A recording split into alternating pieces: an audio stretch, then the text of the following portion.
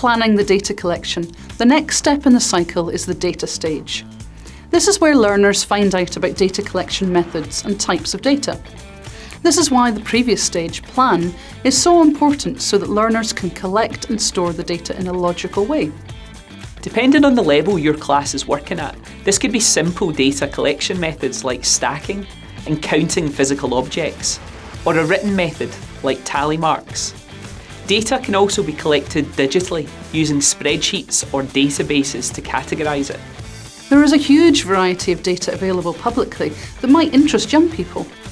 For older learners, you could use websites like data.un.org or Gapminder to consider questions around social issues or perhaps climate change. We've also explored some playful data sets about fairground rides and movies.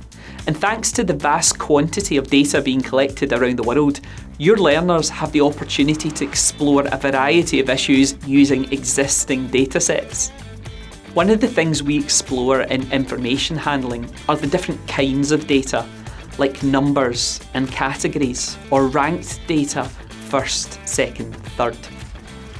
Data can also be sorted depending on its attributes.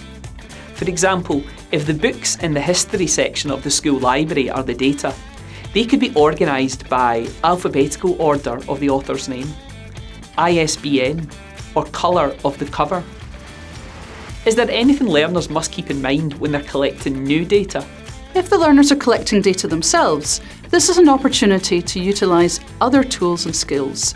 This could be digital, creating an online survey or using an app. Learners can also use paper forms to collect data manually. Checking the data for errors or typos, which is also known as data cleaning, can take a very long time. So it may be better for learners to use a pre-prepared data set. The fourth stage is analysis. In this stage, learners will look at the data and try to understand it in the context of the problem they're trying to solve. Looking at and exploring data means reading tables, charts, graphs, or infographics. So I can see lots of overlap with things I've tried in my classroom, and it's great to see we already teach some of these skills.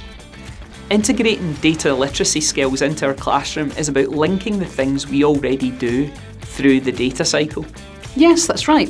One of the most important parts about the analysis stage is to remind ourselves of our question. Then we can think about how to interpret and analyse our data to help improve our understanding of the topic, looking for patterns and trends, and ultimately answering our question. It depends on their learning level, but this could be creating tables or charts by hand, or using software or a programming package. Simple ways we've developed our analysis skills include ranking and filtering data. Some older learners have created graphs and tables both by hand and in software packages. That's a great set of foundational skills for data analysis.